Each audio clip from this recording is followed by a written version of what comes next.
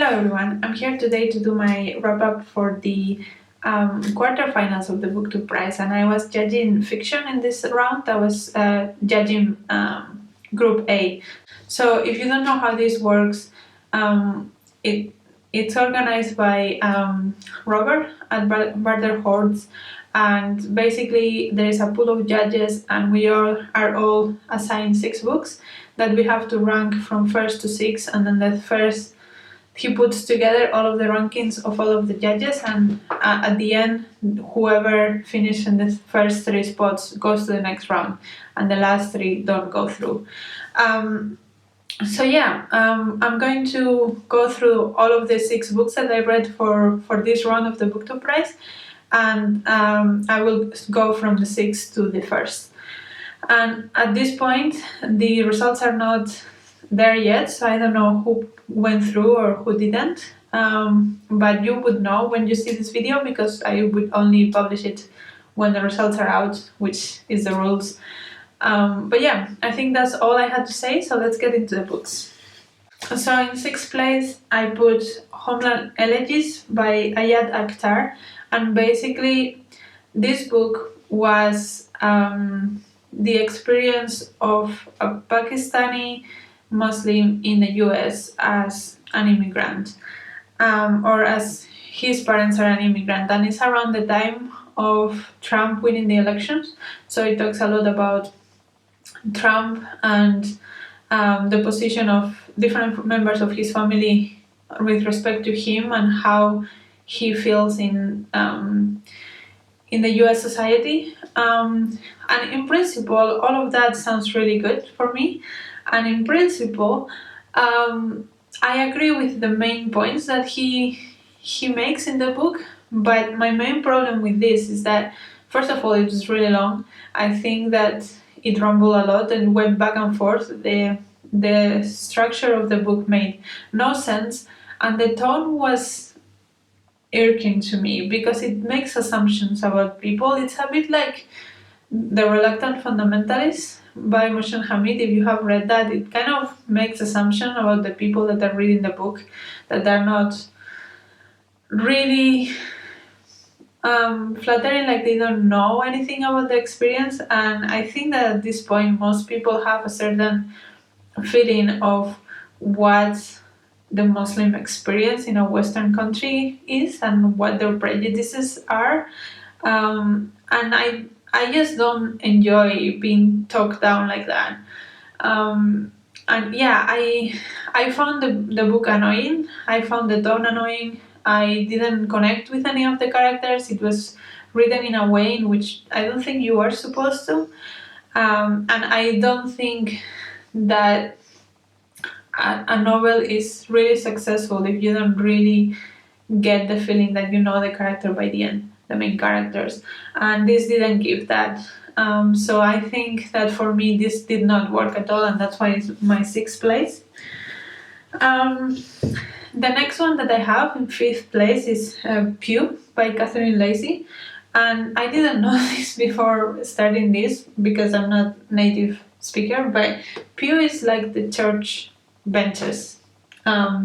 So basically this is about a boy, a teenage boy that is found sleeping in a church in one of these benches, in one of these pews, and he doesn't speak. So he's kind of adopted by the Christian community.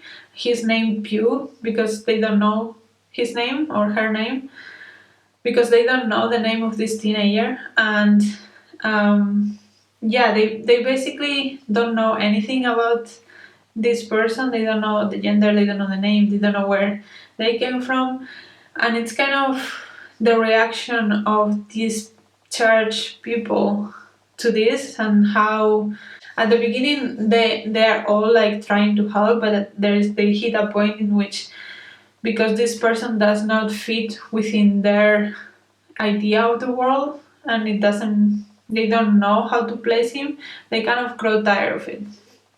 And basically that's all that happens. It's not such a long book, but still that's all that happens. And I thought it was really, really slow. Also, I'm not into religion. I think that if you are from the US, I know that religion is a lot bigger there, and maybe this strikes a chord with you better just because you have experienced those religious communities so much more than I have, but I could not identify with these societies. I did not care about anything that was happening. I didn't care about the character, I didn't care about the church, I didn't care about the social commentary that was being made, because it's about a society that is so alien to me and so uninteresting to me that I found this um, boring at the end. And I understand that that's my preference. I think it was a very well written book, and I think that it has value on it, but it's just personal preference. I did not like this. I think it was boring because I did not care about the topics it was tackling, basically. In fourth place, I have Deacon King Kong by James McBride, and this is like a gangster book about like mafias and drug cartels in New York in the late 60s, I believe. And it follows, it starts by this person killing a young boy, a teenager, in the docks of, I think, Brooklyn, or yeah, I think it's Brooklyn. And then we go into the whole community and see who is who and what happened and why that happened, which I think it was very smartly constructed. I think that the mystery element added quite a bit to this book, and I found it compelling enough to keep reading. However, I have to say that there were a bit too many characters to follow the story really well, and you know what happens when like a character is named several things because they have nicknames and stuff, so that happened a lot. And I understand that that's the culture of these mafias, but still it was a little bit difficult to follow, and that's also on me because I mean I had to put the effort, basically. But yeah, I felt like it was interesting enough, but it was also in a way difficult to follow. And I found also that, I mean, it reminded me quite a bit of Breaking Bad, the show, just in New York, and there was a lot of talk also about races. There was Latino people, there were Puerto Ricans, there were also black people, and there were like white people that were supposed to be Italian, I think, or like from Italian heritage, not really Italian, you know what I mean. And there was one thing that actually bothered me. There was this Italian guy that, I mean, he was supposed to be Italian. His name was Guido, and he put like he used here and there all the time Spanish words, and I don't know if that was just because there were also a lot of Puerto Ricans around or whatever, but it felt really, really weird to me that you will make the only person that spoke Spanish in the book pretty much was an Italian guy.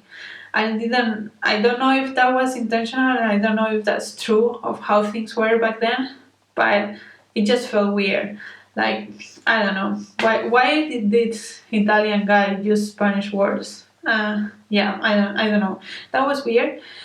But yeah, other than that, I think it was good. It's something, again, as a bit like Pew, it's not something that I would normally pick up. So by default, this is going to be less enjoyable for me because I am not particularly interested in gang culture in this sense, and like the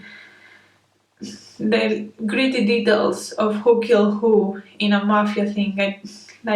I did not particularly enjoy Breaking Bad, and I did not particularly enjoy that just because the topic is not something I'm drawn to, and like the kind of mystery that this has, that is not something I'm drawn to. But I appreciate that a lot of people will like this. I think it was well written. I think that the mystery element of it is something that keeps you reading.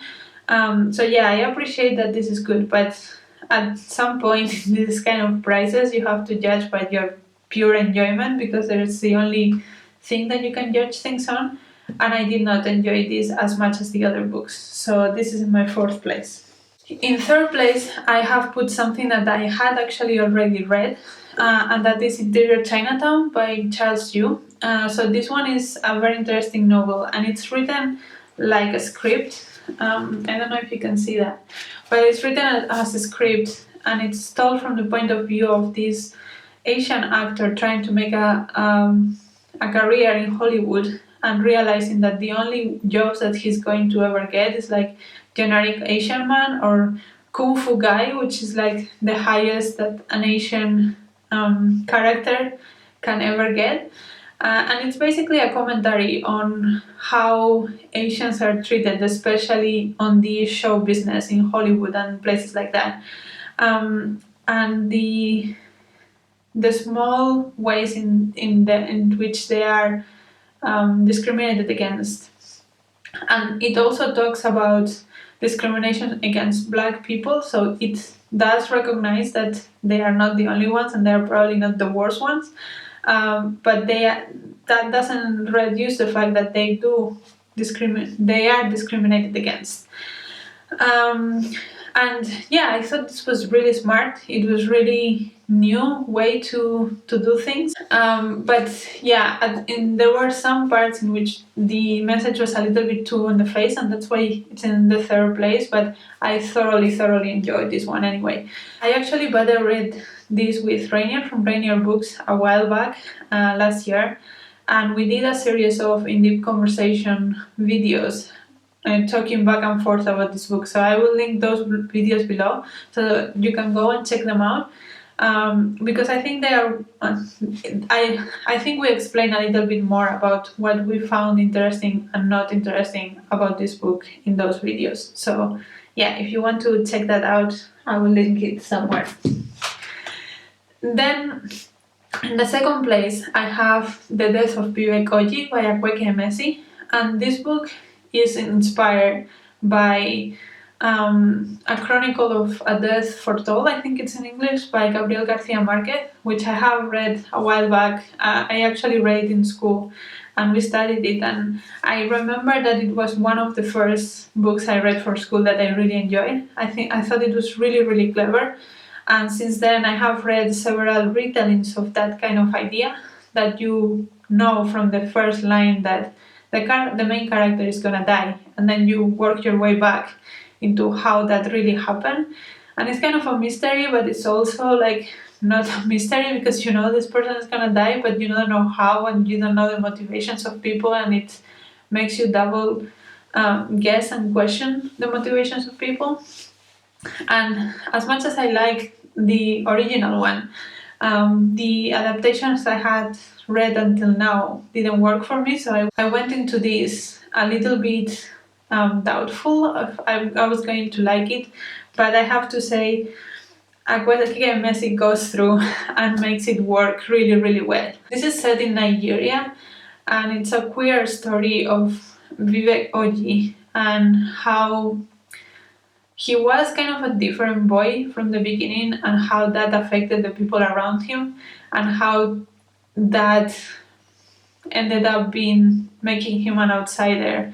And as the title said, he dies at the end, but we look into his life and how he got into that point, how society reacted to what he went through in his life and his personality, and how he might or might not be accepted by some people.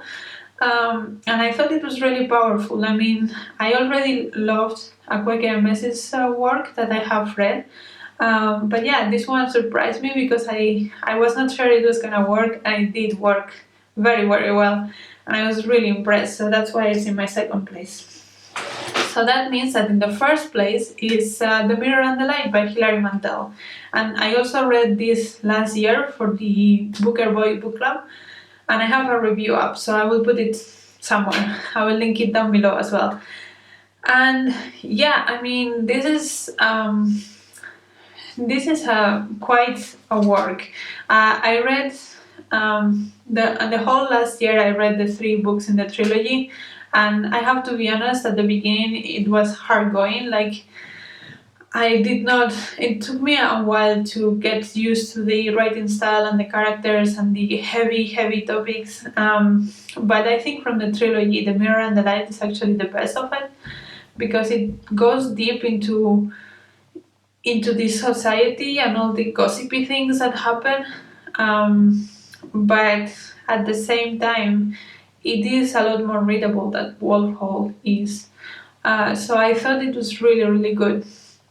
I found it really compelling, and you kind of know, if you know a bit of history, you kind of know how it's gonna end. But that doesn't mean that you don't enjoy the journey. Like, it is quite detailed and it is quite gossipy, but I think the way that she explores how this society worked, and the descriptions of food are amazing as well. So yeah, I think that it does deserve the credit, and that's why it's in my first place, because I think it is sad that the first 2 in the trilogy got the Booker and the last one didn't, even though it's the best ones of the 3, in my opinion.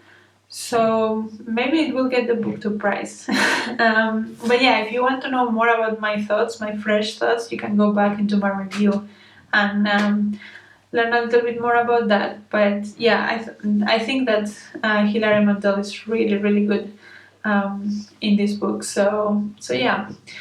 So yeah, these are my rankings for this round of the Booktube Prize. Let me know down below if you have read any of the books, what you thought, if you agree with my rankings, if you have also been participating in the Booktube Prize, and if you have any thoughts on the books I read. And until next video, bye!